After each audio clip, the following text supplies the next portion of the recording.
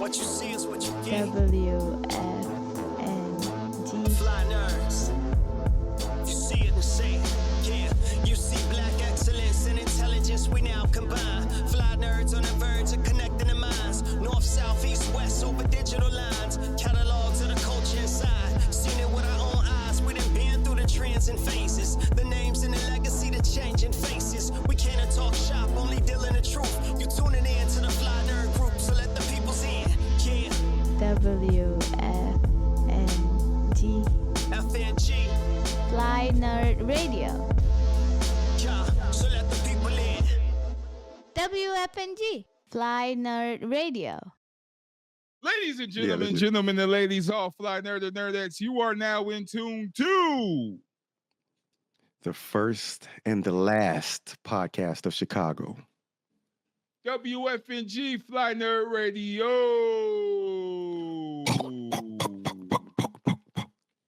Yo, peace. Yeah, the first and the last, the Alpha and the Omega. Peace to all. Peace to y'all. So it's not to say that there aren't other podcasts that were before us or that will come after us. That's not even the case. But definitively, you know what I'm saying, no matter what, we are always the podcast. Yes, always sir. has been, always will be. Always will be. That's a guarantee. That's a staple. That's a guarantee. Coming live and direct, we are the Fly Nerd Group. We are your tour guides through the Black culture experience. I'm glad that you're here with us. All new followers, all new members, hit the like button, subscribe, and all of the above. Mm-hmm. We are the Fly Nerd Group. Yeah, and we're slapping it up today. It's probably going to be a really dope episode, man. Probably it will be a very dope episode. Absolutely. Because we're slapping it up. I am Slapface Galactus, King of Slaps. And I am B. Warhol, the fly algorithm theorist. Ooh, yeah. There's a lot of algorithms to theorize about, brother. Yes, it is. I mean, it's the decoding of the ones that are already in existence, as well as once you deprogram or decolonize, then you have to replace that replace that head with a supreme head. So yeah, it's only that's right. What we doing. You gotta do that. You gotta chop heads. Then bring in the real brain of the operations. Mm-hmm. Right. You gotta reinstate the proper owners, the makers and owners of this. Shout out to all the folks who buying those TVs off the freight trains. The black economy, is thriving right now. Yeah, thrive. But now some of them coming up cracked and you know. Well, I mean, these weren't professional movers. These dudes was throwing them shits like they was wild, and I saw it. So there's two sides to when I first peeped it. I was like, yo, why is she filming? Right? Yeah. And then I was like, because I mean, so I got my one side. You got to do everything righteous, and you got to be a good guy. You got to do what's right. But the revolution side of me is like, nah, them billionaires they ain't gonna miss that. Yeah, shit. They ain't going. It's just it is what it is. They did stop that port strike. Like they was like, hey, real quick.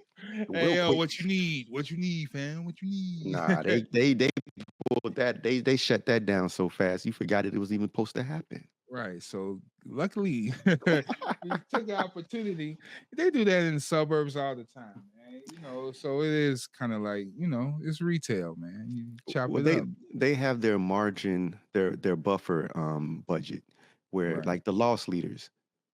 So the loss leaders are like when they do marketing and promotion, like they give away stuff all the time. They got their discounted stuff, they shelf stuff, but I mean, you're leaving your Lamborghini parked in the projects. What you think? You ain't got that Batman security thing. Right. What you think gonna happen? So it's like armor all. It is what it is. I mean, shout out to the people who was brave enough to do that, and shout out to. It's crazy how they turned that into a swap meet. That's the part that's like, man, the ingenuity and the innovation of poverty is impressive. Yeah, and it makes you hustle. You find a way. You find a way to make moves and eat. You know what I'm saying?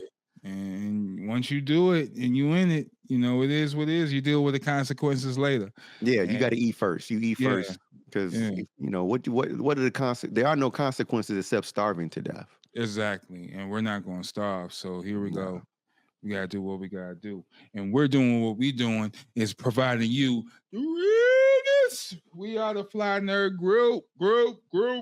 Absolutely. So this more like, you know, do you drink aloe vera juice? Yes. Yeah. Yeah. Yeah. As you should. Yeah, everybody should pull up the aloe vera juice, keep it Coconut refrigerated. water, you Yep. know.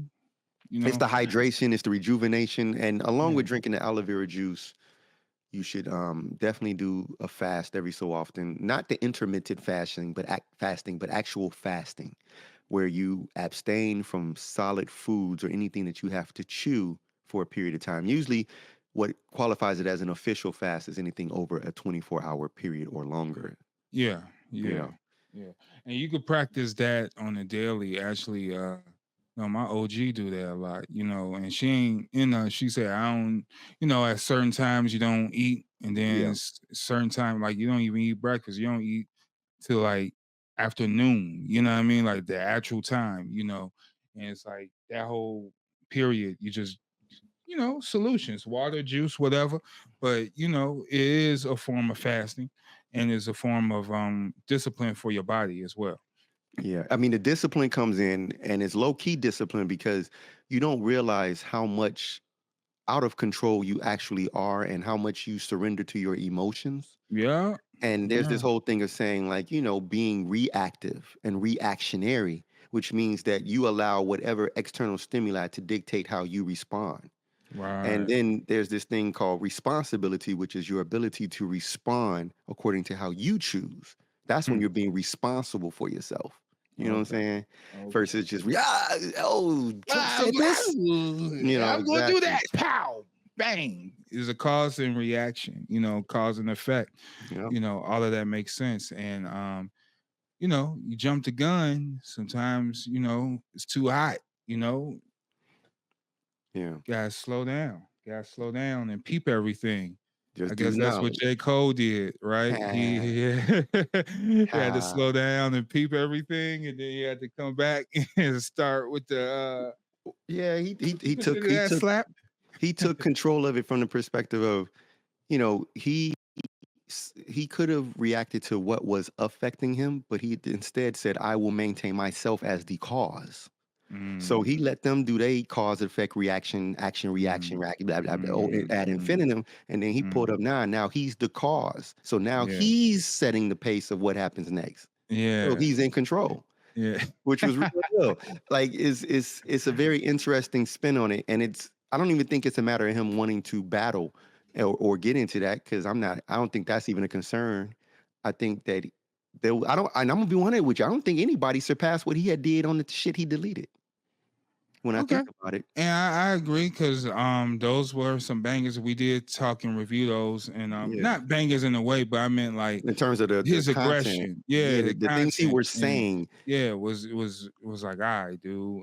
Yeah, because remember, people was really excited when he dropped that. Yeah, and it was like, all right, so what the rest gonna do? And then it turned to that. And you know, to talk of the talk, you know, he got those calls. You know, it's like what you said. And just in retrospect, because everything, you know, when we get talk more and more, we're gonna have to flip the script. You know, I always play the anti, but actually, your theories came through. You know, when it comes to the whole industry thing of allowing this thing to go on and let that do. You know, he could have got the calls from the big homies like, yo, fall back. This ain't about you. You know, let this happen. You know, he's going to the Super Bowl with this, you know. So there's a bigger industry success and monetary gain. Yeah, it's a bigger plan. So sit your culture ass down. Right. You stay out of this with your shit. With your bars and shit, and watch, just enjoy it. Enjoy the ride. Because if you think about it, Kendrick's bars, Kendrick's content. You didn't want your name in no pedophile shit anyway, man. Well, there was no room for J. Cole. Kendrick's bars were so concentrated and focused. He wouldn't have been able to do a battle on two fronts with both of them, where J. Cole can strategically weave in and out of both of them in one song like he did just now. Kendrick's was so focused. I'm like, I know Kendrick wrote those in advance, number one, which means this was not like, oh, I'm inspired, let me just write this in response. He had planned out these strategies. Yeah, he had the bombs already. Yeah, so there was no J. Cole comments. There was nothing about Cole in any of those bars. Think about it. So that means when Cole spoke up, they didn't know Cole was gonna step in. They were like, hey! Whoa, wait. No, I'm not writing anything about you, dude. Chill. Not about you. Gosh. Oh, he's jumping out the window, Cole. Damn, like fucking MC. What the fuck? I'm cut from that cloth, fam. Hey, man, it is what it is. So yeah, he dropped right on Florida. Yeah. Shout out to all the people in Florida that's going through that hurricane. Yeah, my condolences to those who lost lives. Yeah, homes and everything. Territories. So let's in the future think about people removing themselves from those equations. Let's consider. But some people were challenging nature. That's what I'm saying. Like, I mean, they was out there like phoning it up, getting content. Hey, like your niggerologist, remember that? Jim Jones was out there. It's your niggerologist coming to you live from the hurricane. Like, get the fuck out. Hurricane. Yeah, Jim. Shout out to Jim Jones. But yeah, I mean, it's not. It's not worth the risk. Sitting on the roofs and seeing floods. Yeah, it's not worth the risk. Get out of there, man. Yeah, it's kind of gross. So. Don't risk it, save yourself. But some people can't, they afford to risk it. If you can't afford it, that's a different story, and the government should step in. Yeah. But if you can get away, man, get away. Like, go visit somebody 100, 200, 300, 500 miles away. Do something. Just go. Right. Just get out of there, because it's not worth it. And so much damage, so much. And, I hate the fact that they're politicizing a storm. What do you mean? So Republicans are speaking on weather control and Cobra Commander's weather domination machine and all that. And, that's kind of true, Destro. Whether it's real or not, the fact is that when in the middle of these type of events, this is not the time to weaponize it for your political gain. Everybody should be in solidarity against the lost lives and the need to have a better system in place to protect the infrastructure and the people. Yeah, that's at someone else's expense, family's expenses, and you don't really play those teeter-totter games and stuff and emotional games. You playing off the emotional strings of people, and it's puppetry. Once again, that's why I don't even bother myself with that, because it's just pulling the strings, man. Is either singing rap songs or going along with natural disasters and stuff, and people is hurt. Families are growing. Houses are crushed. They look like the penguin out here. You know what I'm saying? Oh, that's what it literally looked like. What happened at the end of Batman? Yeah. It's interesting. Gotta rebuild all that, man. And it's interesting. Why would you live in I don't know, just Midwest theory. Why would you live out there? Well, the Midwest has hurricanes. I mean, it has earthquakes. I'm sorry, tornadoes. What am I doing? Yes. We got, like the Midwest has tornadoes. West Coast got earthquakes. Every place got something. The question is more so, again, it's back to when we think about tax paying and where the taxpayer dollars go and who's responsible for what and what is the opportunities that can be learned or gained from these misfortunes. And so we talk about, there's this thing about population control. So we know that's very real. Mm-hmm. We know it is possible that the government and factions of the government and independent wealthy people have machines that can influence and, make rain, hail, and snow. Right. We know this. The question is not, and this is where I want to slap box with all conspiracy theorists. Let's go. Because okay, you want to, Powder up. you want to be Lord Jamar, and you want to say that the Earth is flat, and you want to challenge every form of science known to man, and gravity isn't real. It's just density and pressure. Okay, You, man. Hey, that's man. all great, but it's not the problem of challenging truth. It's not that. That's what we're all supposed to do. We're all supposed to seek to prove and disprove things, to add them on or subtract them from our lives. Great, do that. But it's the conspiracy side when you start to get into, again, the reason why. So what is the benefit of, let's say, for example, the government creating this storm? Notwithstanding that it is the season of storms and hurricanes, we'll just ignore all that. But they create a storm. Okay, they want to do population control. How does population control benefit them? Honestly, like let's kind of. There's less money in the bank. More people alive, the more people that are spending money and getting taxed. That's what I meant. Yeah. But it's weird, right? It's weird. So population control is easier to control a smaller group of people, right? Okay, maybe, sure. Population control because they know that we are already past critical mass, and the people of the world will not do better to avoid the carbon footprint. There you go. You see what I'm saying? Yeah. Go into it. Yeah, you got to dig deeper. So then we get into other conspiracies, and these conspiracies that are laced with illogical reasons why. I was watching Lord Jamar on Godfrey's podcast. Okay. Shout out to Godfrey. And the reason that he said that they do the flat, they try to suppress that the Earth is flat and try to promote this heliocentric round, this round Earth, is because they don't want us to believe the Bible. And he said, because if you follow the Bible, then you have to accept that the Earth is flat, because that's what the Bible says. And I'm like, that's what the Bible says? That's what he stood on? That's open.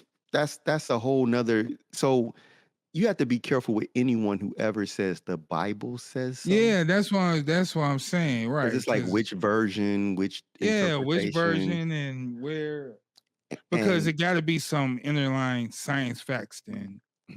Yeah, and that's where the difference, for example, in the Bible and the Quran comes in. Just briefly, like how the Quran touches on science.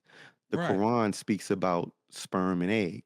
Right. It speaks about the baby being in the womb, triple darkness, and the three veils, which we know that scientifically there are three different protections in the womb for the baby. Yep. So those sciences are in that book. But when you get into certain things about the Bible, it just depends on which belief tree that you're from. And that brings a whole different can of worms and perspectives. Yeah. And when it gets kind of convoluted a little bit, that's it's like, oh, that's what you're staying on. Oh man. That's it. And another base. And again, I'm not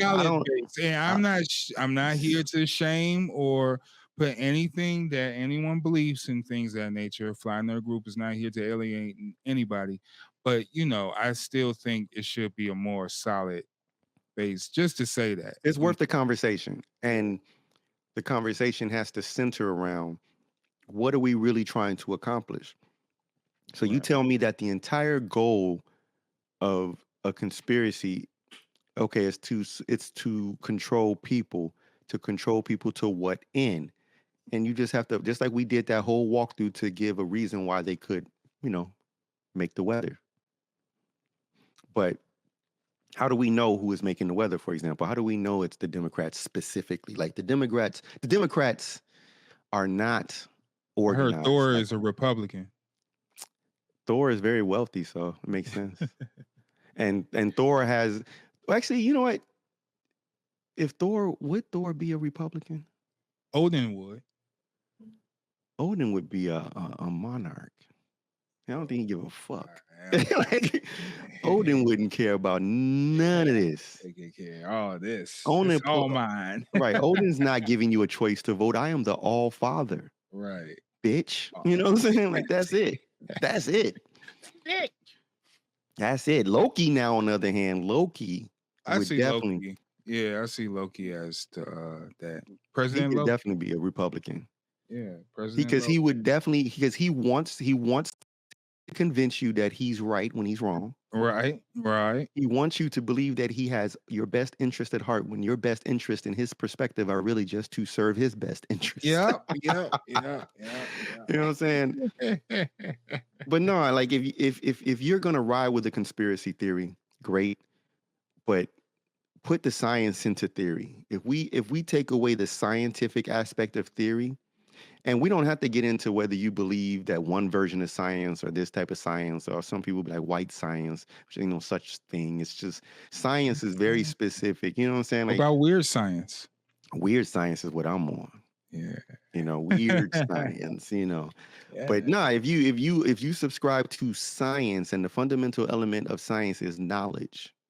The word science means to know. Yeah, needs to know and hunger for more. Yeah, that's it. Testing theories, getting solutions, problem solves, and new things. What is this? Exploration. Yeah, everything is involved with that.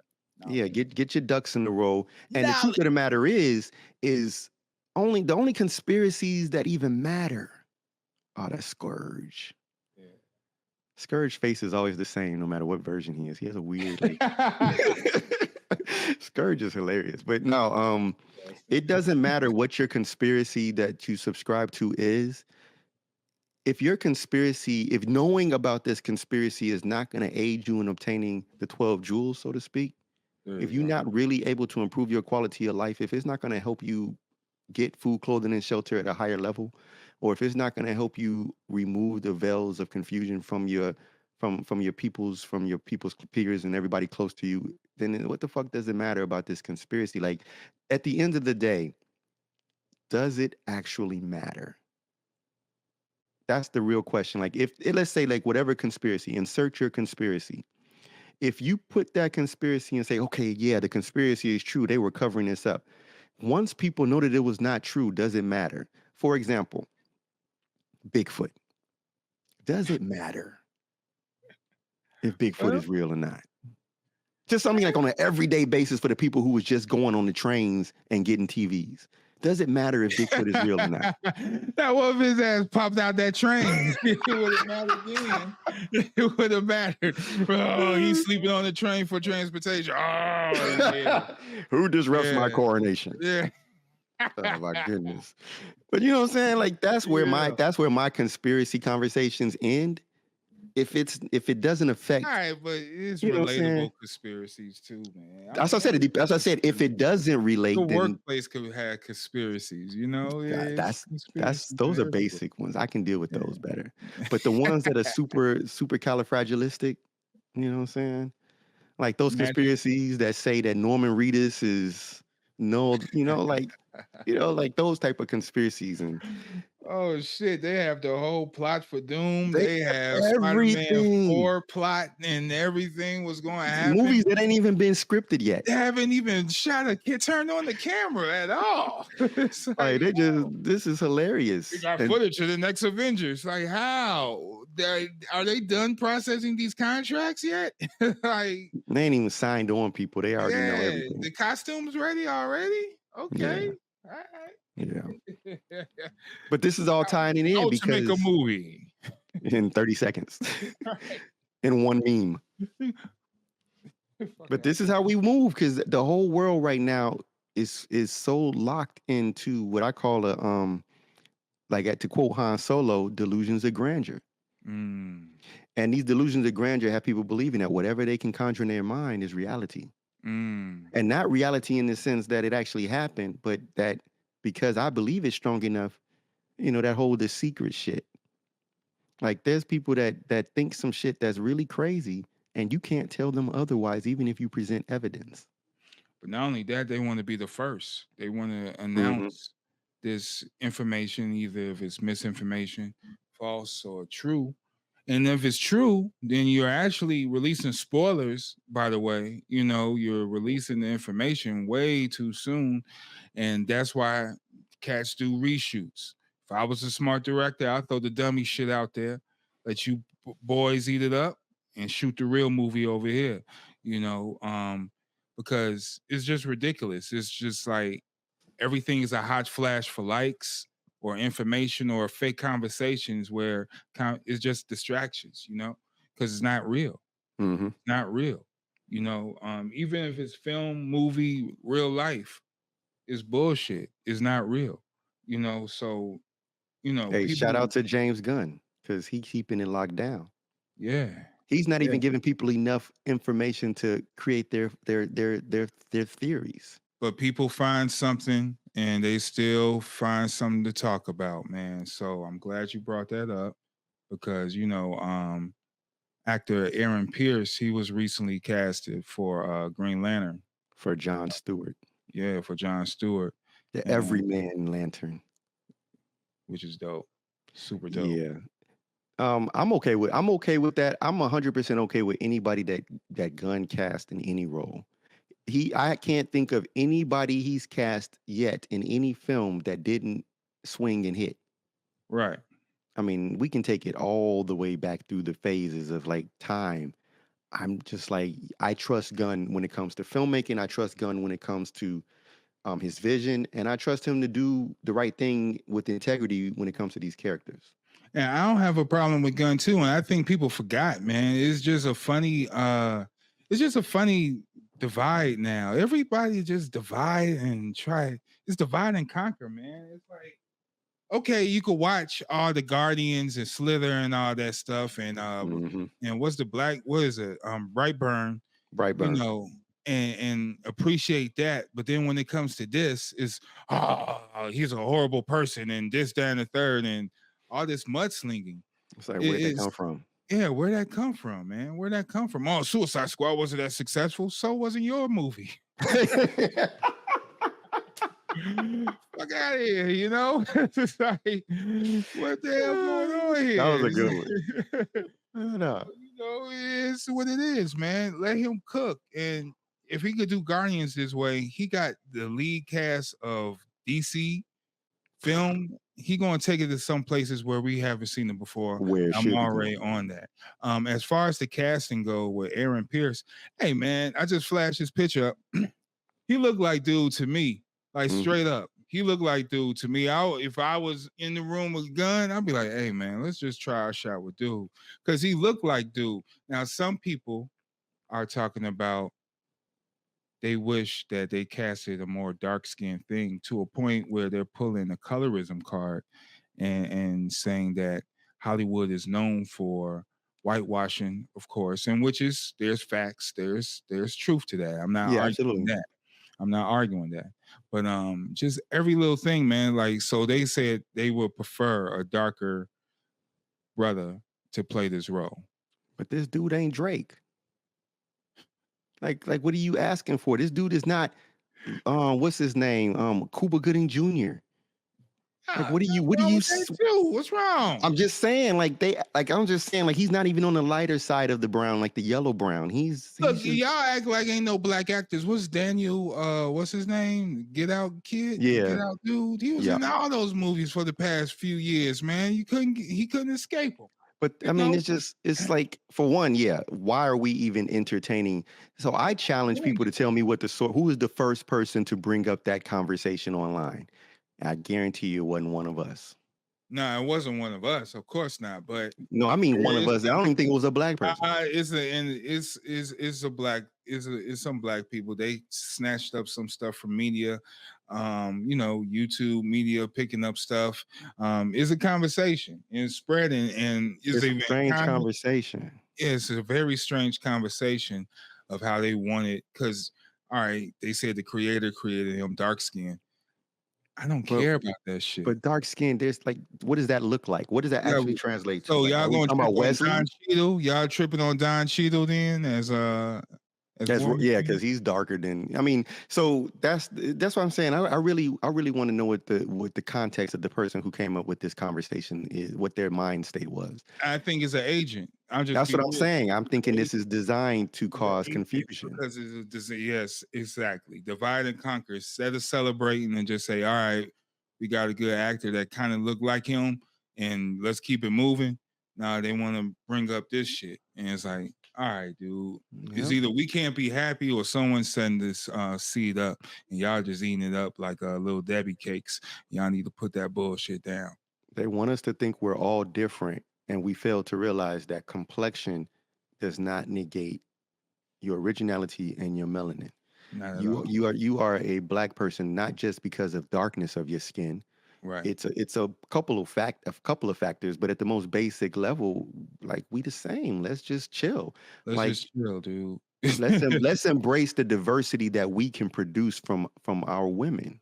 Let's just embrace it. Right. Because it is what it is. And I don't know how you can specify with accuracy the skin tone of a comic book character to that degree, because he is not the exact same skin tone by every colorist and that's why I'm saying every colorist have a different take, every illustrator have a different take. Yeah, like he's got high cheekbones, he got a big nose, he got a, it's like whatever. It's all these features, throw it in, it's the are they ethnic features or not? If it is, then okay, we good. Is it in the same? If you look at him, do you be like, hey, that's Tom Cruise? No, that's not Tom Cruise. So we know who it is. You know what I'm saying? Cruise, man. And maybe he is. And again, he a little yellow. But I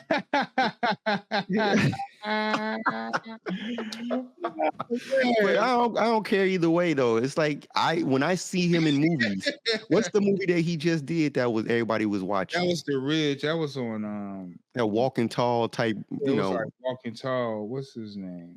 Ridge. Yeah. I mean, when Don Johnson is coming for his neck, are you saying, do you not see that that's a black man like in trouble with the Southern white authorities? You know what I'm saying? Right. Like, is that not what you saw? Oh, you light skin, we're gonna let him go. Right. Did you did Rebel Ridge? Yeah, Rebel Ridge. And shout out to Ty. He had brought this up on one of the episodes he was on. Yeah, this is interesting. Like, we're back to that same thing. Real conversations. Yeah. What is the goal of this problem? Like, does this problem affect the people that was just trying to get them TVs? Does this really hurt them? Like, oh man, the man's trying to stick it to us again. Yeah, they trying to get us, man. They whitewashing us, man. I'm going to steal TV.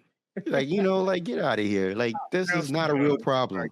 Ruckus and shit. Yeah, it's not a threat. And the worst part is what they also don't realize is that black man, you're affecting his credibility, because when you're discrediting him and devaluing him as an actor, saying he doesn't deserve a role, the studios are looking twice now. Oh, they don't like him. Oh, the people don't like it. Oh, they're divisive. So now the next studio might look twice. I think they didn't say nothing about Mr. Terrific, but I think it's a little thing about DC too. I think is the whole hate or disdain for DC films. Legitimately so. I think they're gonna kind of like nitpick everything till we see it. And even when we see it, I bet you it's gonna be even more nitpicking, because James Gunn is not doing the conventional thing, and he shouldn't. Yeah. We can go back in time, and we can go all the way back to when Michael Keaton was first cast as Batman. Ooh. And all the same mindset popped up, reared his head. And that's not my Batman. I don't like white. That's Mr. Mom. That's Beetlejuice. Yeah, he's a comedian. He's a funny actor. He can't be Bruce Wayne. This is not possible.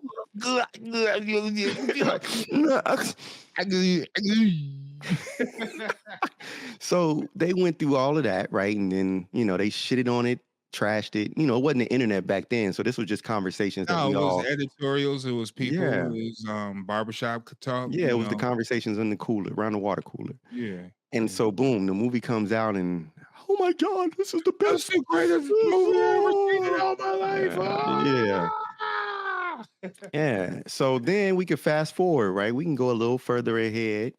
When they cast, again, let's just keep using Batman movies, because when Christian Bale is Batman. And then... And in addition, to bail his nemesis. Heath Ledger's Joker. They shitted on that to hell. They burnt, they roasted it. Then the first photos. That's not Joker. He on a skateboard. That's not my Joker. That's not the real one. He doesn't look like in my mind. Yeah, I remember that. They trashed it to death. They trashed it. Then, fast forward, Ben Affleck. By the seventh time you've seen the movie in theaters, you realize. The seventh time. Right. It took you a bunch of times to watch it before you was like, nah, I do like him. I do like this.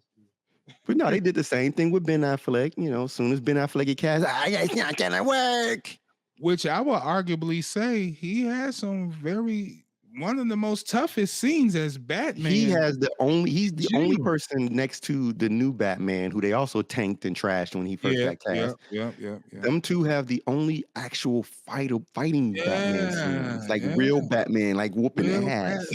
Went through a room full of goons. Let's go. Just taking bullets and everything. Yeah, taking bullets, throwing crates at niggas. He was whole room a wipe up. Like it was the straight Arkham series, the video game live. That's what Ben Affleck's Batman was. Yep, he the brawler, the scrapper, and I love you. Yeah, it's different levels. Batman got gadgets and he could scrap too. He did all that. He was using everything. So now we've seen it. We don't see it as Malcolm X.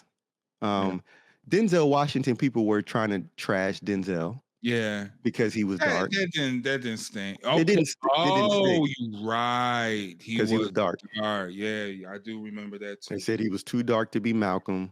Yeah. And blah, blah, blah, blah, blah. That's not my Malcolm. That's not my Malcolm X. And it's like, are you a Muslim? No, I'm a Christian. Well, shut the fuck up. Malcolm X. Right. You ain't even read his fucking autobiography, but now you care. I read notes.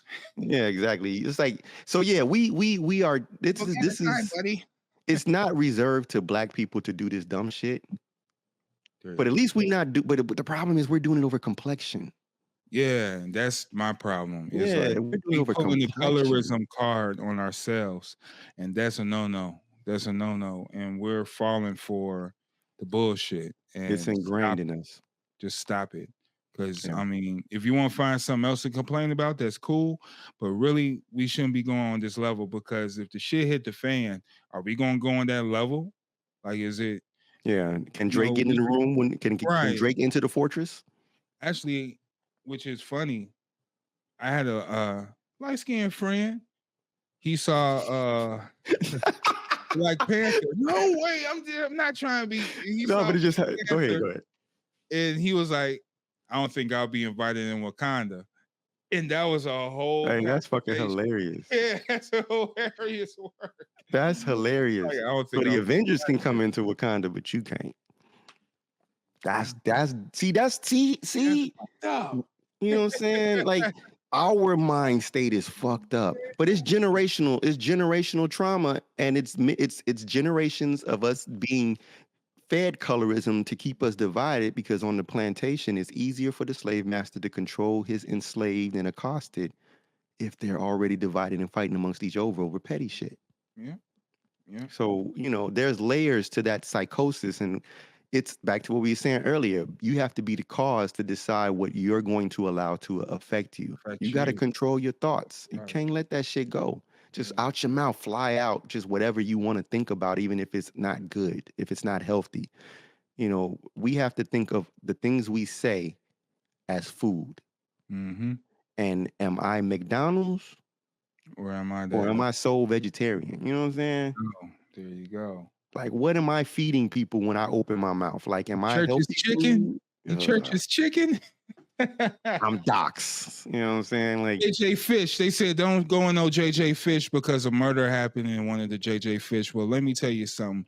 If you're going into JJ Fish any day, you might as well eat a box of cigarettes and shit, because you where you gonna get your hard fried hold up. and chicken wing? Wait a minute. There was a murder in a JJ Fish. Yes, the owner had shot a homeless man, and then he shot this other homeless man, cold blood, in his restaurant.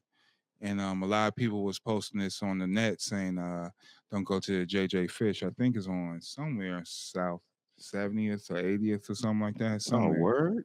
Yeah, but So what was the route? I don't know. The footage is just the camera footage of him murdering these people in his restaurant. And people say don't go to JJ Fish. Okay, so two things. Number one, JJ Fish is a franchise, so they're all not owned by the same person. Yeah. The second thing is okay, yes, let's not support that particular one. But at the same time, so these are just homeless people just in the store. They weren't harassing or bothering anybody. They weren't threatening anybody. Oh, well, one of the dudes was in there eating. So that's what I'm trying to understand. Like, damn. So that sounds more like he was a murderer. Yeah. Which is different than like any other narrative. You know what I'm saying? Like, okay, like I'm just sitting there eating nom nom nom, and then all of a sudden, bang. You know what I'm saying? Like that's just not to laugh, but yeah. But I mean, it's again, we're back to these conversations of what are we doing? Yeah. What is it like? Are we reacting to something, or do we have facts? Right. Do we know what we're talking about? Do we know why we feel the way we feel? Right. Who was the source of the information yet again? What is the source? What is the source's goal? Does the source of that news article or that narrative, does it benefit them to create more drama and division and chaos and get your emotions all riled up right before the holidays? There's so many things going on right now, man. It's like we just have to be hyper vigilant and know what we're putting our focus on. Know what you're eating. Yeah, you got to know what you're feeding yourself, man, because your diet. The wrong foods that get you fucked up out here. Yeah, man. They use food to put fear in you. They plant fear in you through the foods that you eat. There you go. So if you're buying into these things, oh, don't go there, they'll murder you. And shout out to all the light-skinned people who always getting the short end of the stick in the culture. Shout out to them. You know what I'm saying? Like the Terrence Howards and shit.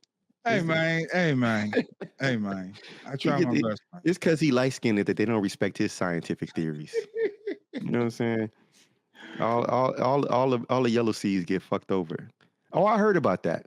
Yeah, this Storm book is dope, man. This is really good. It kicks off her journey leaving the X-Men and entering the Avengers saga. But it's her own shit. It's her personal life things and what's going to happen. I think she's going to get some new powers. Her powers going to grow, man. Like, that's scary. Because it's one of the panels is really dope. It went through the history of Storm, so it just had like the different looks and styles of Storm throughout the years and stuff, and different phases and stuff. So now she entering this new phase as an Avenger, and she got some big announcements to make and stuff. And how they just build everything up for the first issue is really good. And I think it's like they say, it's going to be a new beginning. So check out Storm 1. If you she's going to end up leading the Avengers. Yeah, she is, and that's where probably is going to be. She's going to be head honcho. There's nobody in the Avengers that could lead better than her. That's true, and she's going to get the job done. She's going to get the job done. So I can't wait for that. I picked up Transformers 13 book. Oh, this is really Starfire and Starscream. Oh, Jetfire, excuse me. Jetfire and Starscream. Their faces look demented.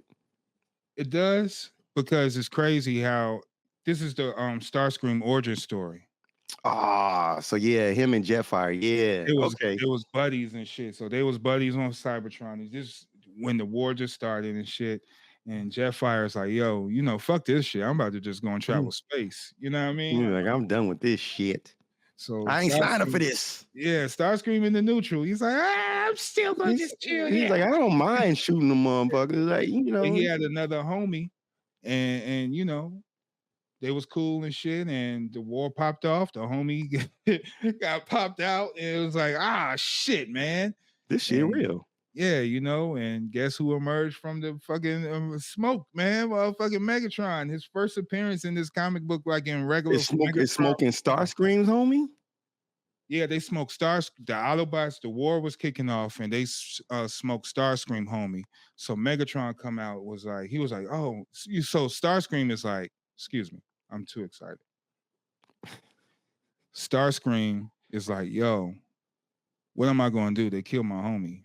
And Megatron emerged and is like, join us, and I'll make sure you get your revenge, and transform to a gun in Starscream hand. What? What? And he's like, what's your name? And the dude was like, Starscream, and his eyes turned red, and it's about to be on. Dude. Oh. Yeah, it's a really dope story. That sounds good. Yes. And I said, these books are cool, man. The artwork is getting a little bit better, man. I think they're hearing the cries and stuff for it. And yeah, check that out. Well, I'm a fan. You know, obviously I'm a fan of Starscream, so I'm about to pull that up. Yeah, this the one. Starscream, then I got your guy. Fucking Fatman. Batman, absolute Fatman. And that shit look crazy. I just got it because I am a Scott Snyder fan. When he do write Batman, he has some good stories. Yeah. But yeah, this version has his ins and outs. I do like the villains that he's creating for him. But like these are new villains or a new rogue gallery? Yeah, they call it party animals. And they will all wear masks, and they do the most heinous shit, like burning nurseries up and shooting, doing drive-bys, and just random acts of violence just to do it, like really just to do it. The party animals. Yeah, and then they killing up the Falcons and all of them, you know, and they really about to, you know, take over Gotham type shit. Okay. But Batman, he's different version of Batman. He's not the rich Bruce Wayne. He's more of a street kid. Father and a mother. He come up the blue collar type dude. He became an engineer, you know, but he's really smart because he studies certain like psychology of criminals and, you know, the certain things that Batman is in tune for. He actually studied this shit on his own, you know, after and both his parents don't die, just one of them, you know. So after that tragedy, yeah, it just drove him to a different direction. And yeah, super strong dude, and he's friends are his villains. So he's friends with Croc, he's friends with Catwoman and Penguin. All of them are buddies. Riddler, all of them are like close friends. So he's like training in Croc's gym. And Croc is learning just how to get all because Oswald gave him an animal license. So he started picking up reptiles and stuff, and alligators and shit. And we gotta see how that go. But Oswald, the weirdo, yeah, he giving people animal license and stuff and getting them doing whatever. So they kind of he's telling this story a little bit differently, and it is kind of interesting. But I'm still not impressed really with the Batman yet. You know, just actually Alfred, everything around him. Alfred is actually dope too because he more like Deathstroke. Well, that's my question. How does Alfred even play into this if they're not rich enough? He's not Alfred what you think. That's what I'm saying. It's different because he's not rich, ain't no butler. So Alfred is a totally different character. Like like his godfather or something. Nope. Maybe personally, we don't know yet. But his character is more like, what's the assassin name? Deathstroke? Yeah, Slade. Yeah, Slade. He's more like an assassin, and he's hired to look after the gang, but he can't interfere yet. But then Batman looking at the gang too, so Batman interfered, and then he trying to stop Batman. So they both going at it and stuff. And he's like taking a shotgun from him and re-engineering it to a batarang gun and shit, and he shot him in the face with it, like bah, like that's how you use a gun. And he give it back to him. He take his motorcycle and go off. What? Yeah, it's kind of interesting. I mean, Scott Snyder is a Batman writer. Yeah. So, you know, I give it to him. I give him that shot, you know, and it's pretty decent. This might be what it needs, although I'm just not a fan of his size.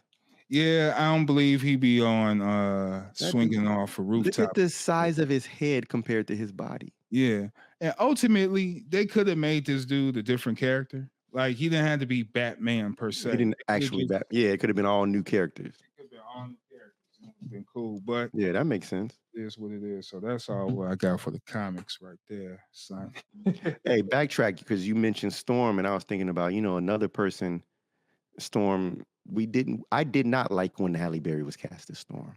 And partially was. And that's what people brought up too. They brought up this whole Storm thing. Is like a lot of people wasn't satisfied with that. And in retrospect, yeah, I mean, same here. But the difference is that that's the stature of Storm is different than Halle Berry. Halle Berry's stature is not remotely regal, or she doesn't have that dexterity. Yeah, it's not just her complexion. She doesn't have that presence. That air. Yeah, and like you said, presence, aura. It's kind of like Wakanda, right? A little bit. You know what I mean? It's like, they has dignity and you wouldn't run up on them. You wouldn't run up on them on any occasion and pop off anything. I don't care if you're a villain, a street dude, whatever. You're not gonna run up on anyone from Wakanda like you crazy. And Storm has that same prestige. Yeah.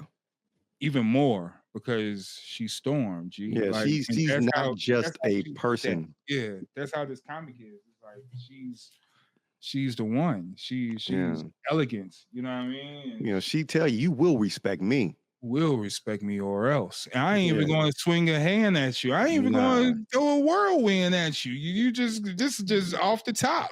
I'm just about to eyeball you until you realize who you fucking with. Okay. All right. Storm is not to be played with. Like, so, they missed the opportunity when they didn't cast Angela, to me. Yeah, I agree. But not just because of complexion. This guy, complexion out aside, he still looks like he's a badass. We know he can fight. Ooh, you know what I'm saying? Yeah, we know he can do the action scenes. Yeah, he could do action.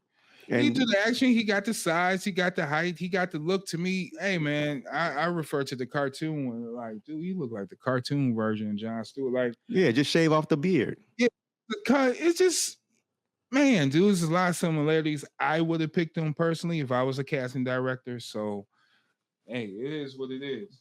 It is what it is. Yeah, people will get over it once they run out of things. But I would have casted Angela Bassett as Storm too if I was a casting director. At that time. And I feel like there's a lot of people who could have been cast as Storm in the present who were already Dora Milaje too. Yeah, that's true. That's true. A lot of them, because I mean, that's the thing. Y'all cast Storm. Don't go for that okie doke shit. This is a lesson. Hope this is a lesson. We don't. People, hey man, I don't know if it's agents or whatever, but just due diligence. We all know we need someone who's going to carry that torch for Storm in the right way. Correct. So, speaking about it in the right way, man. All right. Last time, I was I was tripping, man. I was tripping, but I had a right to trip because when this series started. It started slow, man. Yeah, it did. It started slow. I was, man, Kurt Angle had me an ankle lock, man. I was about to tap. Episode 4, man, someone gave me the rope. I had to pull the rope. Referee, break this hold down. What the hell happened in here? So let me tell you, Marvel, fuck you. Fuck you. Fuck you, dude, because y'all play too fucking much, man. And it's just because I say that because when you watch The Penguin, you're into it. They just jump right in. We're into it, dude. And we don't need all this other stuff. Agatha, you could have watched episode 1, 2, and then jump to 5. Like, bottom line. Like, the other 2 episodes, and we waiting weekly for this shit. You know what I mean? It's like weekly. If you just dump it, then that's different. It might have been the whole thing. Yeah, we'll watch the whole thing. It is what it is. But we waiting weekly, and these little weak ass filler episodes, get them out the way. I know you setting up pieces and setting up emotion tropes and all that stuff. Fuck all that, man. Get to the point. Yes, episode 5 is what I wanted to see. God damn it! Thank you, you son of a bitch, man. God damn it.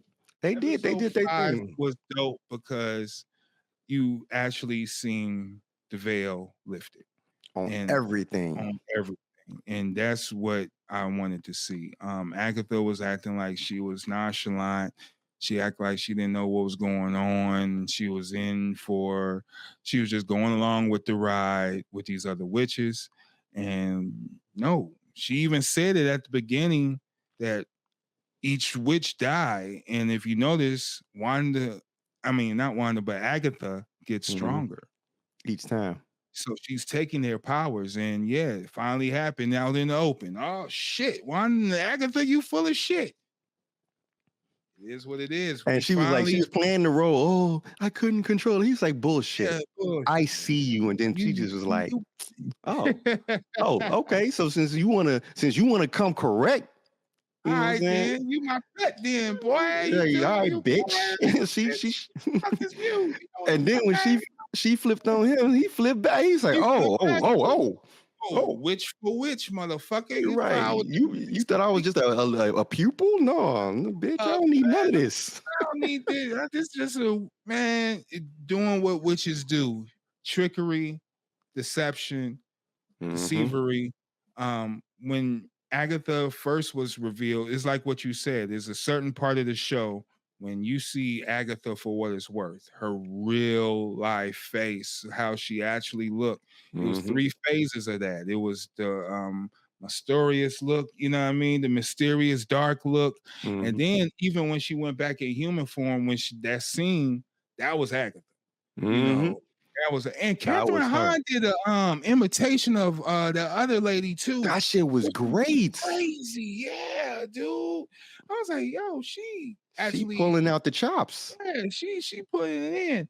Episode 5 was the biggest turnaround of this season. It's the eye opener of the season. If this is what we predicted. And by the way, I'm happy to say I predicted all this shit too. Yeah. Wanda is coming back for the motherfucking kids, and she's going to raise motherfucking hell in the MCU. We talk about the strongest being in the MCU right now. The Nexus being Wanda, Scarlet Witch. Let's go. Let's go. It's about to be ugly. Because Wiccan ain't no punk. And he's not even, and he's casual. Yeah. Dude, he took control of seasoned veteran witches. Hundreds of years old. With ease. Just a little twinkle. Just a little twinkle. He ain't do the whole. He just was like, win yet. And then he wiped them out. It's like, the whole. Now, here's where it gets interesting. Where's Shorty go? Now you see what I'm talking about. Where'd she go? She wasn't there. They was all in the house together. They came out.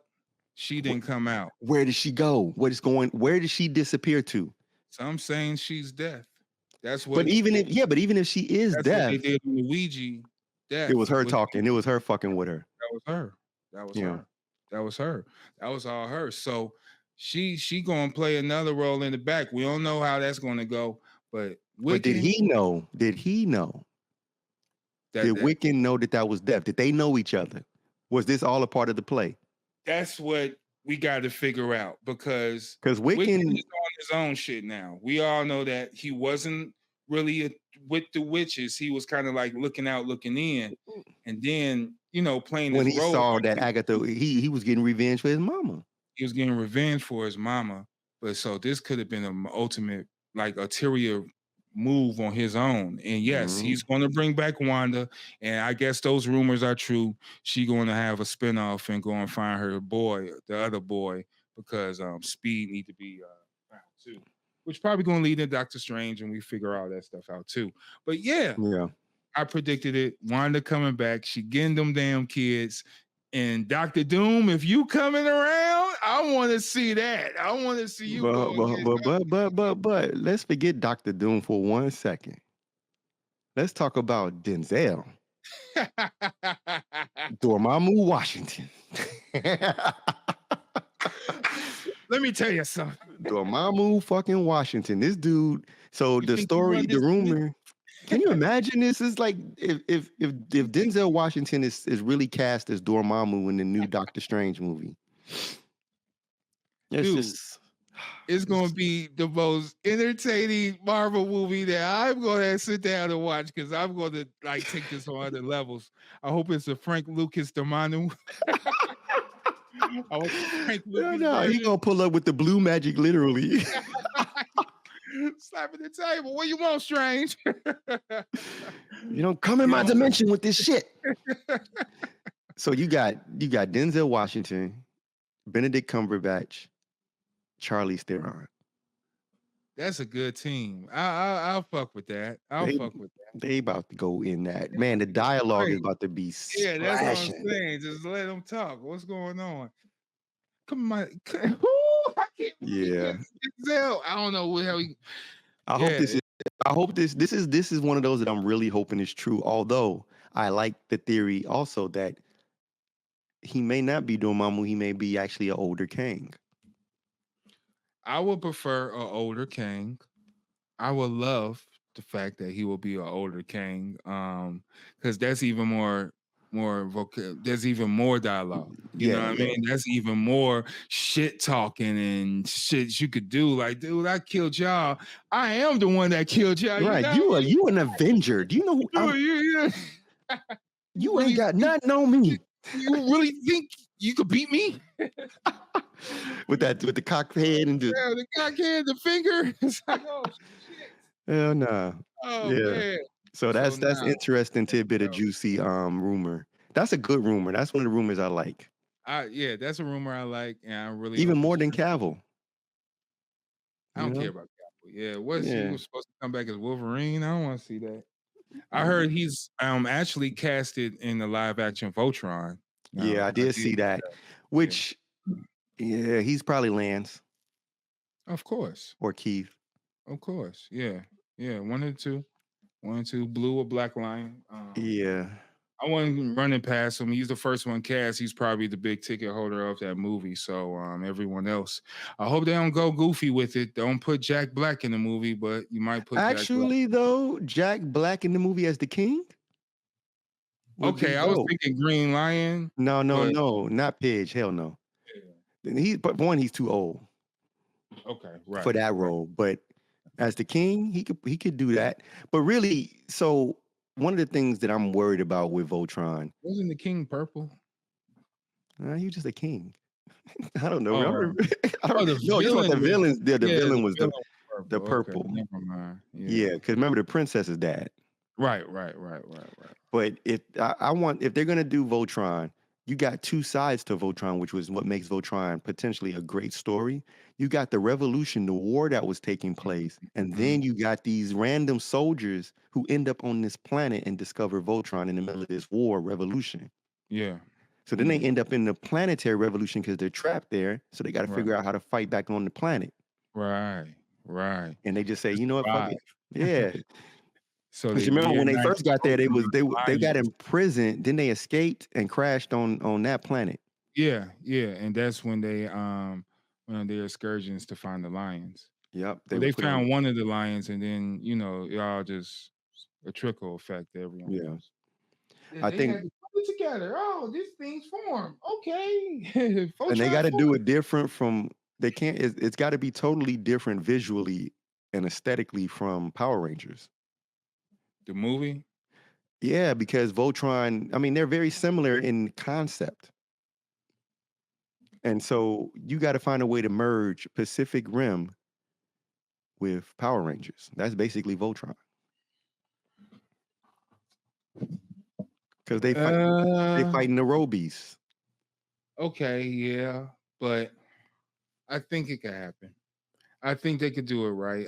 Because the lions, they're specific. Voltron when you see it. Yeah, for sure. And those lions, you got to do. It's not Power Rangers. I gotta rewatch the modern Power Rangers movie, but there's action scenes with the lions even before Voltron. Yeah. That's the Power Rangers too. That's the thing. They're both the same concept. It's these animal Zords or lions fighting against giant monsters, and then they come together to form the giant robot with a sword. Voltron is like incrementally and dramatically better, but yeah, that's why I say visually, you just got to be they got to make it very gritty and very realistic. Because that's what keeps it from Power Rangers. I don't know what that mean though. Gritty and realistic. If think about it like this, and I was trying to start talking then. Hey man. No. I mean, like, so think about Voltron looking like this, like the special effects being like what level? Transformers level? Yeah. Maybe Transformers level, and then like mixed with like think about some of those what's the movie? Edge of Tomorrow. Gritty like that. Now I see it. Okay. Because it's about war. Okay. That's the I still difference got the between anime in my head. So yeah, if you're thinking about war and make it more of the war movie, cosmic war movie. Yeah, not just about these guys who find some robots and then start fighting monsters. Nah, make the war part and make the threat of the war and the violence of the war so that then to justify the need for these to get in these need lines. for Voltron and the reason why they could keep going with this franchise as well. So you will have to you're right. I would depict it as a cosmic war movie. So and this is just a war machine. Yeah, this is just a machine that they found that actually can help them, and so they use it. Because also, I personally would prefer them to just go ahead and do Robotech, because Robotech has the potential to be 10. Could they combine that? Do a Robotech and Voltron? Nah, totally different. Well, number one, Voltron is not on Earth. But also Robotech is generational. It's totally different concept. Crossing, yeah. Yeah, like you got series, like you got to deal. So think about how Robotech would play out. It would go from Independence Day to Pacific Rim. You know what I'm saying? It starts with a big ass giant ship crashing, and and then from there it's just like us figuring out what we gonna do about it and building this futuristic, world around this ship, this reverse engineered alien tech. And then all of a sudden they show up and it's like the Zentradi. It's like, oh shit. But these motherfuckers ain't their normal aliens. They look huge. They're huge. They're fucking giants. So like, you see what I'm saying? It's the same. It's all these variations of I need a suit, a robot suit to fight against the big baddie. Yep. Whether it's a monster or an intelligent giant. And that's mecha movies in general. It takes from Ultraman to Tranzor Z. All of those. Inspector Man, all that. Inspector Man, all of that is metal mechanics versus even a Mecha Godzilla. All of that stuff is big monsters. Rampage, big monsters. Big monsters. A monster over here. A monster. Yeah, this is interesting times, because when we can get to the point where we can confidently say they're doing live action Voltrons and potentially live action Robotech. Hey, we good, right? Good. It's like, damn. All you do is fuck it up like Joker 2. So, is it bad? Is it bad for a director to have creative control? No, of course not. It's bad for a director to have creative control with no oversight. See, creative control says that I'm going to let you come up with this story and let you flesh out this story and let you develop this story, but you still got to run it by a team of experts to make sure it's solid and it's tight. Fact checkers. Yeah, you know what I'm saying? You need that in your life. and on the most basic level, when you hear how they came about with Joker 2, Joaquin Phoenix had a dream, and in the dream he was doing a musical as Joker. So he woke up and said, "Hey, that's an idea." How? So let's start. We can stop there, but we'll continue, because then he goes and he talks to a couple of people, because he's Joaquin Phoenix and he's got influence. Right. And they was like, "Let's do a Broadway show." Okay, now we on to something. But then somewhere after the Broadway show, and he started working on it from a Broadway show perspective, somehow it switched, and they said, "Nah, make that the sequel for real and make it a movie." And I think. Do you have any experience making a musical? No, none at all. Not at all. Not an actual musical. Like, so Broadway show writing, yes. Making a musical, no. I mean, but the truth is a Broadway show as a musical is not difficult, because what you're doing is you're putting in these musical themes to support the moments, the context. The music is supposed to extrapolate and expound on the moment. Exactly. I agree. And like think about the movie Popeye. Let's go all the way back to Oh Popeye. yeah, that's That was a musical, but it worked. The Wiz was a musical. Yeah. You know, and it worked.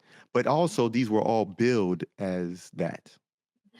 And really crafted professionals doing the music, you know, scores, all of that was all included, which made the movie pop. And yeah, Popeye is actually classic. If you haven't seen that movie, you should. One of the best comic book movies ever to me. Rest in peace, Robin Williams and Shelley Duvall. Yeah, Shelley Duvall as well. Yeah. So yeah, so definitely good musicals out there. But I mean, if you're just going to do but you know what? The first movie was did not all that. this shit on purpose, man. I think the first movie wasn't that, but the second movie is supposed to take away all of that, take it apart. You know, it's kind of like The Last of Us 2, where they make the fans feel guilty for playing part 1.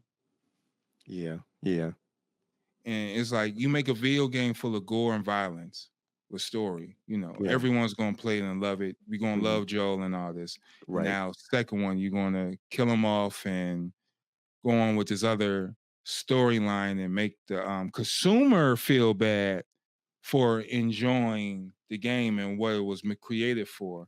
I don't like shit like that. You know, I mean, I don't like that. You tie me in. I invest money into it. You know, I love the material, love the project, and then second sequel, you shit on it and break it apart. And The Last of Us, it makes sense though.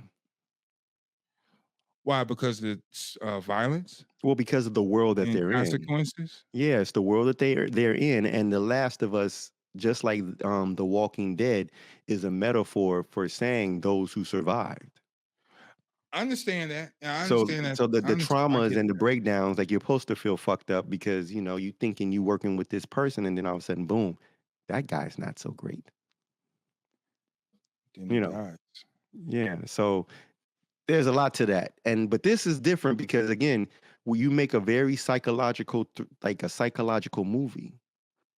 And maybe we're all just too dumb to appreciate what Joker 2 is. Maybe it's very much a very artistic sucker punch. And I'm talking about literally the Zack Snyder sucker punch. Yeah, I know what you're talking about. Because that to me is the same concept where you have these moments that are of a person's emotions manifested in the form of these action sequences. You know, and her mood manifested in the form of these action sequences. And when you find out and when you really realize that the entire movie Sucker Punch are the flashing, like her brain being lobotomized. You know, I have to rewatch that movie. Yeah, I don't know if I should. But no, it's if you understand what you're watching and realize that she went from trauma.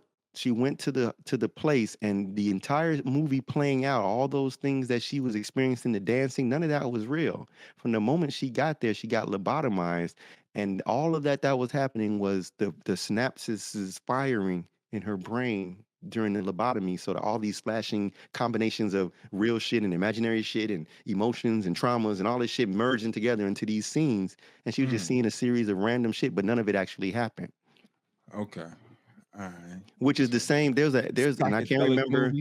I can't remember who wrote this book, but there was a book about. Well, no, let's take a perfect example. You ever see? You ever? There was a book called The First Blood, which is what the Sylvester Stallone movies are based on. Rambo. In the Rambo movie, you find out halfway through the Rambo book, I should say, that Rambo got shot and didn't know it, and he was bleeding out. So there's a particular point where half of the things that he was experiencing were all hallucinations. Yeah, of him on the way of dying. Yeah. And that shit was crazy. And there's a lot of stories like that. Yeah, there's a lot of stories like that where, you know, so maybe maybe we're just not smart enough to understand what it is, and he has to give us some context and some exposition.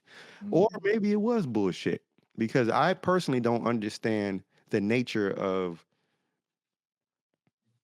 I mean, the Joker, he didn't, in the movie, the first movie, did he demonstrate any finesse for music? I mean, we had a scene where he kind of He was danced. kicking the dance That was one little scene. number on the stairs. I mean, on the artistic scale, and shout out to Lawrence Shear. You know, he was the cinematographer for both movies.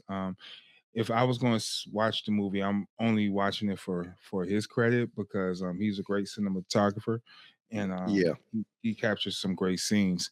As far as I could see a dance number or two if they did throw it in the first one, but I think it would have just distracted the whole story, you know. And that's why I heard like with this movie is like the music numbers, like you was on to something, and then they get interrupted with a music number, and the music number doesn't carry the story See, as that's the what you were problem. saying before. The music is supposed to carry the story to the next plateau, like an but opera.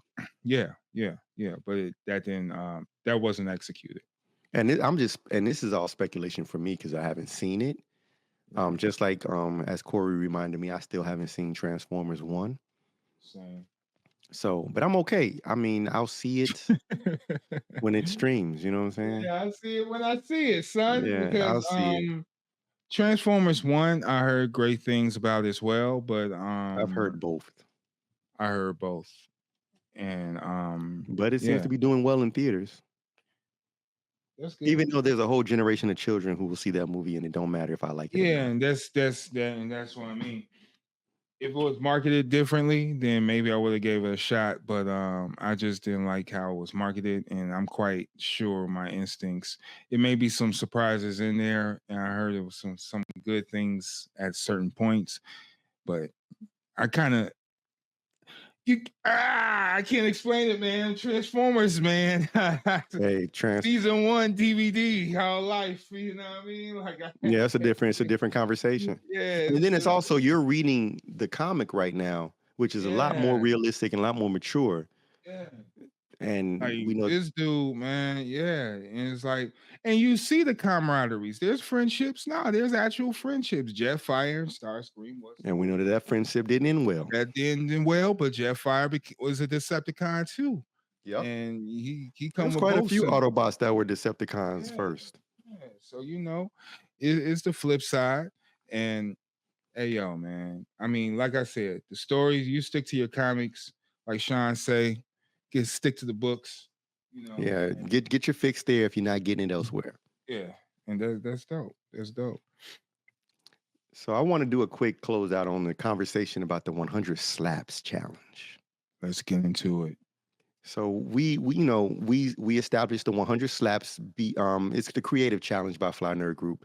The goal is for everyone in whatever creative medium that you operate to do over the next 100 days towards the end of the year. To just do one creative thing per day. If that's beats, produce a song. If that's a DJ, do a scratch set or whatever. Mm-hmm. If it's lyrics, then spit your bars. If it's graffiti, whatever it is. If it's storytelling, like Sean Moon did, whatever it is that you want to do, in the form of creativity, you got 100 days and post every day or as many days as you can, whatever challenge you can come up with. Shout out to DJ Bear One, because he definitely had dropped some loops and scratches and beats and all types of stuff. He's kicking it off. And that's what you guys supposed to do. Go and engage, film yourself, record yourself, tag us, invite us to collab on the clips. Right. And we all family, man. We're all engaged. We'll pull up. Yeah, we'll pull up. So shout out to Ogun. Shout out to Torian. Shout out to Ty. Shout out to everyone else that's tuning in. And everybody that's participating. We see you. Yeah. Make sure that you tag, like you hashtag 100 slaps challenge. Tag Fly Nerd Group. At Fly Nerd Group. To keep us in the loop of everything that's going on, and let's spark this creativity so that we can all go into 2025 on top of our game. Powerful. Yeah, man. And shout out to you. You dropped your bars today. Oh, yeah. You got your clip going. And I'm going to follow behind. I'm going to work on some stuff. I'm going to work on, I got a few ideas of how I'm going to present a couple things. So, getting that cooking. And yeah, you went on live and everything. So check out Ambi Warhol show. If you're not following him, us individually, I'm Fly Nerd Cosmo. This Ambi Warhol show. Follow us on our social media platforms, and you never know when we're gonna go on live and drop some slaps on you. And that's the beauty of it, because we have the freedom to do this, and we can do this anytime. You know, shout out anywhere. Shout out to P Rose, shout out to Taiwan, shout out to Maxie, WHBK, CTA Radio, shout out to Chauncey, shout out to Corey, shout out to Sean Moon, shout out to Moxie, shout out to the Fly Nerd group, you know what I mean? Because we all out here and we doing our work, you know, and we're doing diligence. Shout out to the people who's been paying attention to the clips, who've been following us, new subscribers. Shout out to all the new listeners, and shout out to everyone that's been joining in the group and engaging in our conversations as well. Yeah, continue to like, follow, share, and participate, because, you know, what is the culture without participation? We don't need bystanders. We need people who are purveyors of the culture.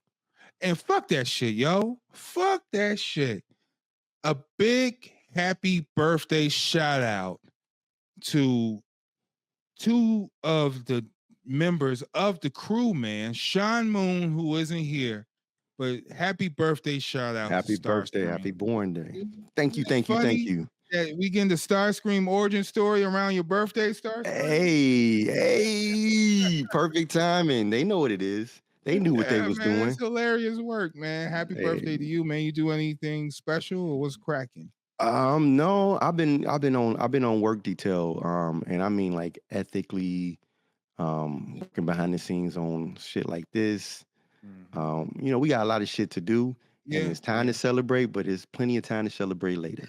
And I'm just happy doing this shit. I'm happy being creative. I'm happy doing the thing that I love, and being a part of this. So, like, that's my everyday, in and out. I fuck with that, man. And yeah, this is genuine shit from us, man. And you know, we giving everybody. I want everyone to feel that way. You know, I want everyone to feel happy and in tune with yourself, knowledge yourself, and everything when you listen to us. You know. This is it's like a mission statement, you know. Yeah, that's the prime directive. It's the bottom line, cause Slapface said so. Yeah. So any last words? Just pay attention to your algorithms. Pay attention to what you are being programmed with, and anything that you don't want to accept as a part of your algorithm, deprogram yourself, debug yourself, take away all the things that don't belong. Eat the right foods, physically and mentally. Absolutely, man. And carry yourself with diligence. You know, don't follow everything. You know, if you see something, do your research. You know, don't just jump into it. A lot of you guys are getting this media attention and shit based off your bullshit and divisive, corny little ways. And your lies. And you're lying, and you're making yourself I don't know, it's real corny, man, but you're safe. Yeah, you know? So, you know, the media pick you up because you safe and you corny, and they giving you a pat on your back, not knowing that you ain't, cause y'all ain't on shit. You know what I mean? Like, that's you the know, trick right there. And they using y'all to have a control the narrative, conversation and control the narrative on their platforms. And another thing, all y'all cats going on these platforms and talking all this black shit, y'all need to chill. Why y'all on Piers Morgan? Talking about label shit and parties and all, like, what the fuck is wrong with you, man? Like, stop it. Yeah. Stop being an opportunist, because these things got cameras and it's recording. This shit's forever in archive, you dummies. They gonna roll this shit 30 years and use this on anything what they want to control the narrative of. They want to discredit, and you walking right into their household and telling the story flat out on Thanksgiving. And giving them what the keys. What the fuck you doing, man? You're giving them the keys. Man? The fuck you doing, man? Stop that. Stop that. And that's why we here, because we gotta control our narrative, man. Absolutely. For real. Yeah. Shout out to everyone else who's fucking with us, man. Yeah, it's a lot of y'all. That list is long and distinguished. Yeah, man. So I'm Slapface Galactus. And I am Ambi Warhol. We are the Fly Nerd Group. This is WFNG Fly Nerd Radio. Signing out. 2 fingers. Peace. What you see is what you get. WFNG.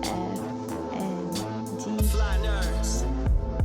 You see it and say it. Yeah, you see black excellence and intelligence we now combine. Fly nerds on the verge of connecting the minds. North, south, east, west over digital lines. Catalogs of the culture inside. Seen it with our own eyes. We done been through the trends and phases. The names and the legacy, the changing faces. We can't talk shop, only dealing the truth. You tuning in to the Fly Nerd Group, so let the people's in. Yeah. WFNG. FNG. Fly Nerd Radio. Yeah, so let the people in. WFNG. Fly Nerd Radio.